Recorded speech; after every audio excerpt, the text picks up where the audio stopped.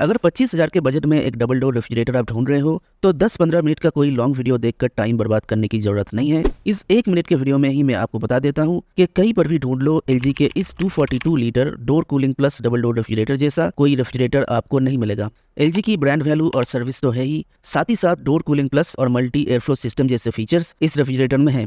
Smart diagnosis का feature है और पावर कट होने पर यह रेफ्रिजरेटर ऑटोमेटिकली होम इन्वर्टर से कनेक्ट हो जाता है। इसके अलावा मूवेबल आइस मेकर, टफन glass shelves, large vegetable basket, antibacterial gasket, bright LED light और डोर सेक्शन में बहुत अच्छा स्टोरेज भी मिलता है। प्राइस की बात करें तो सिर्फ 24,999 रुपए में 1 साल की प्रोडक्ट वारंटी और 10 साल की कंप्रेसर वारंटी के साथ रेफ्रिजरेटर अवेलेबल है। कई सारे लोगों ने इसे यूज किया है और कर रहे हैं और ज्यादातर रिव्यूज काफी पॉजिटिव है।